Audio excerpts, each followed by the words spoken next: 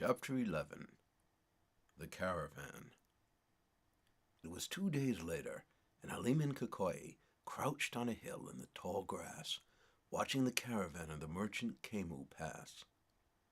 The caravan stretched back far into the veldt, great lumbering elephants carrying carriages covered with silk tents, shaggy camels with bright rings in their noses, laden with giant crates, donkeys burdened with calabashes full of water. On horseback, turbaned warriors rode proud black stallions. The boy's eyes widened with wonder. He had never seen such a grand procession. Halima whispered to him, "Come, Kukoi, let us go down and speak with them." He shook his head. "No, little mother. My father said I must stand apart and watch with my bow until you wave to me that you are safe. I'm not to let the men of the caravan see me, lest they take me hostage." Halima understood, "And here we must part." She leaned forward and took his shoulders. "If I ever bear a son, I hope he is like you, Kukoi." The boy bowed, then looked up at her and said, "Thank you, little mother." Halima smiled and kissed him gently on the lips. It was like biting into a clean, fresh mango. She recalled her husband Shamari weeping bitterly over the death of his eldest son Hassani and proclaiming, "He is all that is best in me."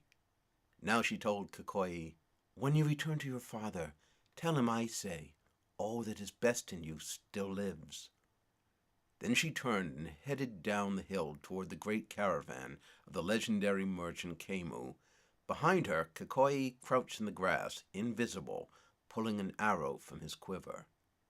Halima approached one of the horsemen, who was turbaned, wore long striped robes, and had a fuzzy black beard. "Sir!" Halima called to him. "Sir!"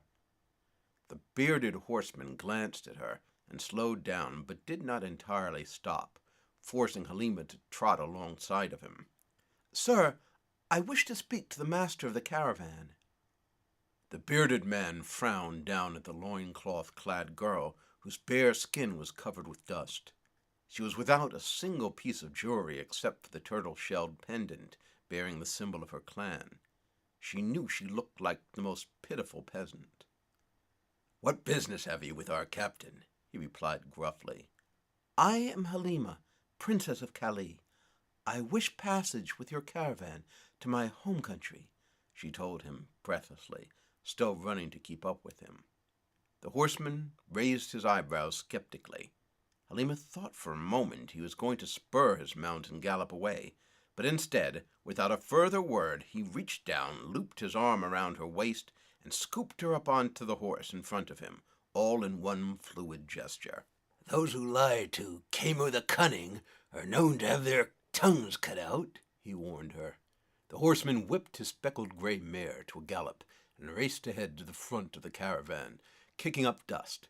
She resented the man's surliness, but to keep from falling off, she had to tightly clutch his broad forearm. They came alongside a turbaned man on a sleek black stallion, and the two horses stood still as the river of trudging elephants poured past them. Said the surly horseman, "Master, this dusty wench claims she is a princess of Kali and needs passage there." The caravan master was gaunt and lean, with a somber frown and deep-set, calculating eyes. A long scar ran from just under his right eyelid down to his lip. Around his neck he wore a string from which dangled a tiny pouch. Halima imagined it must be a piece of his native soil, which many traveling men carried with them. He wore his sword strapped to his back like a desert bandit. "Surely this cannot be the legendary Kemu, the great merchant," Halima thought. She realized that he was appraising her, too, taking in her long neck and full breasts. Halima felt like a plump chicken being considered for purchase at the market. "What do you offer in return for passage?" he asked in a low, husky voice. His accent was from a far distant land she didn't know. "Much gold," Halima told him. "I see none," the merchant said coolly. Somehow Halima had not expected this kind of wrangling. "I promise you 100 mictals of gold dust if you deliver me safely to the palace of the king of Calais." The caravan master gave a crooked smile, as if such a paltry sum was beneath his ability to reckon. His narrow, squinting eyes openly sized up the swell of her breasts. "For 200 mictals, there are pleasure dens in the Eastern world that would gladly purchase a woman of your beauty as a slave," he said.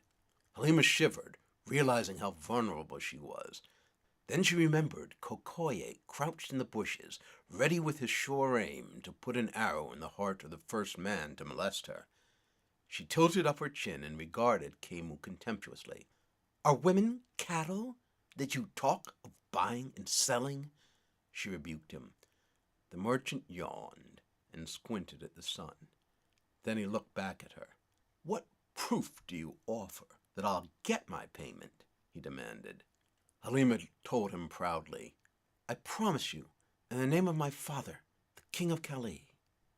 Kemu spat lazily on the ground, then replied, "It's said the king of Calais is a lying coward and a usurper, and that his word is not worth the dung of a pig." The blazing sun robbed Halima of all patience. Without another word, she reached over and smacked the merchant across his leathery face. The scarred, stubbly skin scraped the palm of her hand like sandpaper. The surly horseman caught her wrist and wrenched it far behind her back. In a split second, he had a curved dagger at her throat. "Forgive me, master. I did not mean to invite a leopardess into your tent," he apologized. Bitterly, tears rolling down her cheeks, Halima shouted at the merchant, "My father, Babatunde the Good, is revered from here to the great sea. His honesty is known even by his enemies. How dare you, you jackal? How dare you?" She glared at the wiry merchant, ready for him to either return the blow or order her throat cut.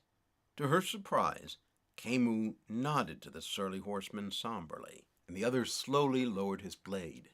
"How long have you been away from Calais?" he asked gently. "Almost a year," she replied, wiping her tears away with one dusty hand. "So you do not know, child, that your father is dead, and that Ali Badi, king of the people of the snake, now rules Calais."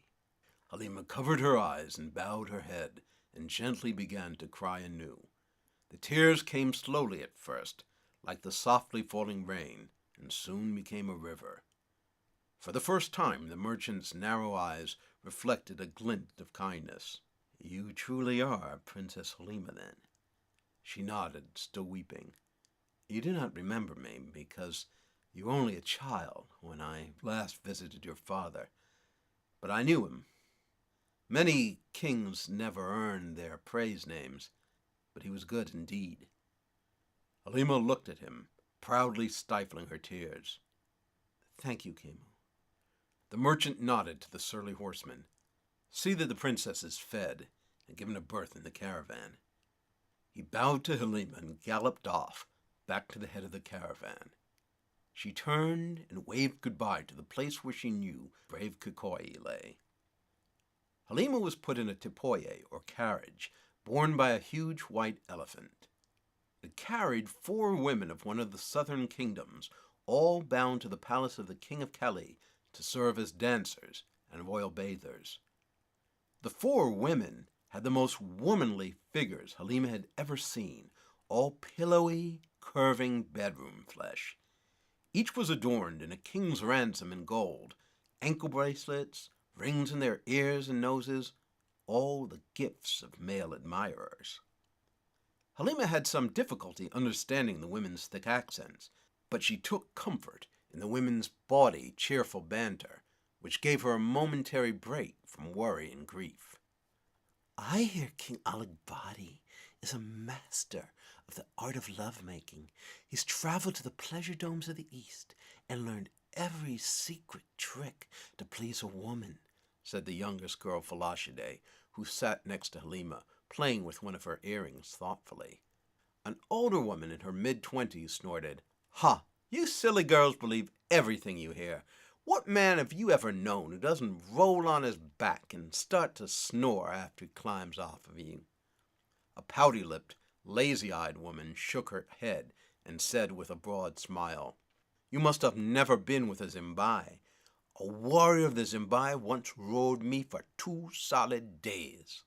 The youngest girl turned to Halima. "What men do you think are the best?" Shyly she told them, "I've only been with my husband.